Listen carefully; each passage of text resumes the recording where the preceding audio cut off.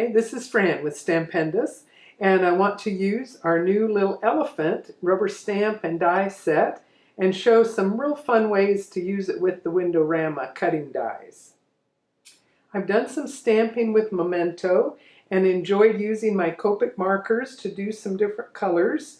And of course you're not limited to any of your grays and browns. Even you could do all pinks and polka dots, whatever way you'd like to create your elephants. And I'll just say this little elephant could be an Asian elephant or could be an African one. They're different by the size of their ears and where they live, but I'll give you permission to have this little elephant going anywhere you like. And I just wanted to say that when I was in Kenya years ago, I was able to go to Tsavo and see all of these elephants roaming about.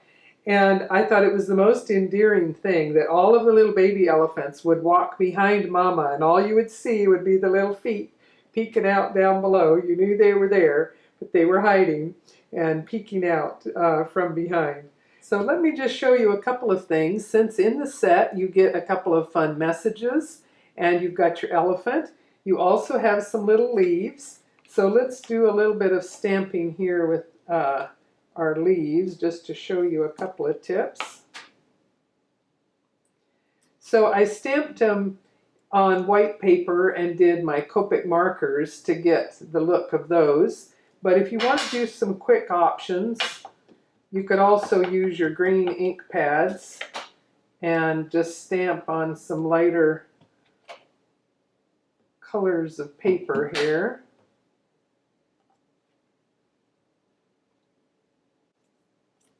And then here's one that I stamped earlier, and once it's dry, I figured it was safe to perhaps take my other markers and come back in and simply add a little bit more coloring to the little holes in the leaves. So that just makes it stand out a little bit more.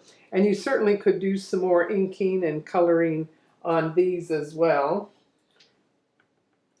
Maybe we'll add a little bit more color here and there to these.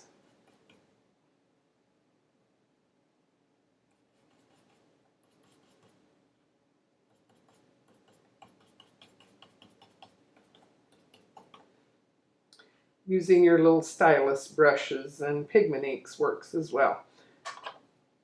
So now I'll do some die cutting of these pieces real quick.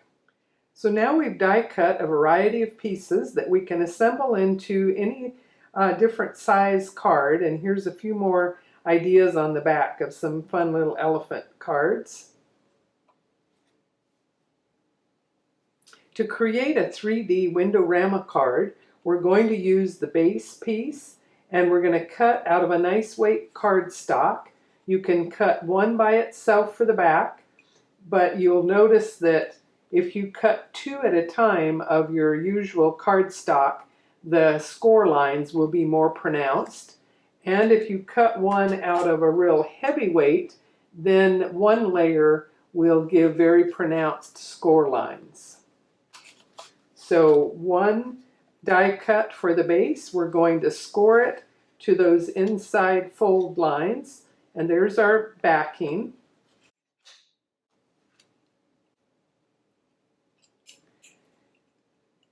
Next, you could use the two pieces from the WindowRama to create any number of little window openings for the top.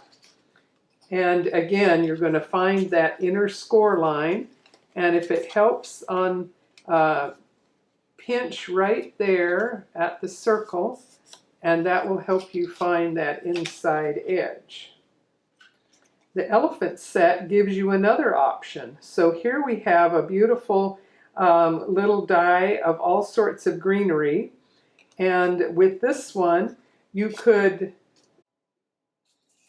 see here, use these two pieces together to create a panel like this that will fit underneath and is framed perfectly by the open circle. Of course, you could have used that panel across the whole front piece, and you have more greenery from the WindowRama that you could create a very nice little combination like that. To glue these together, the easiest way is to apply glue to the inside.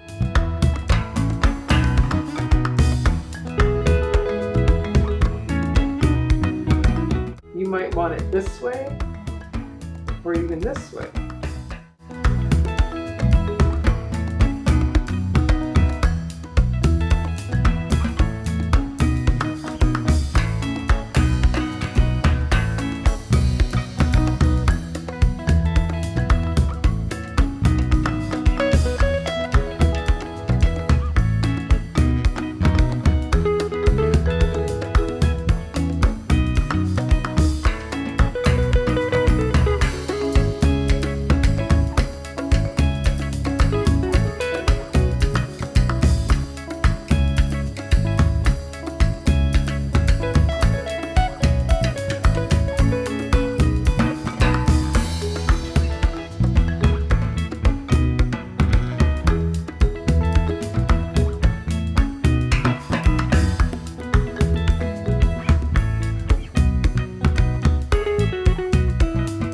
Press it flat at this stage to make sure your gluing is nice and even.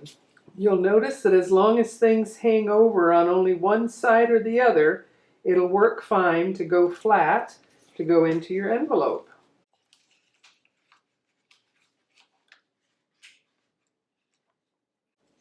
And there it is, and you can have them peeking out.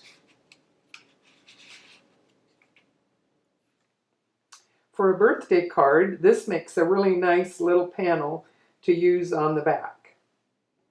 If instead of wanting your elephant to be in the jungle, you want him to be in the savanna or the bush, there are some other simple ways to do a quick and easy backdrop. This one here, I did all of these with the Copic markers, and if you want to trace an area to make sure you have it at least that big, you don't have to be going off the edge of it being pre-die cut, but just use the direction of your markers to create some interesting, just simple backdrop. Here were some clouds, and here I looked for a photo of a sunset and just had some fun with markers. And remember, it's just markers and paper, and you can try some things. You might be pleasantly surprised at what you can create for a backdrop.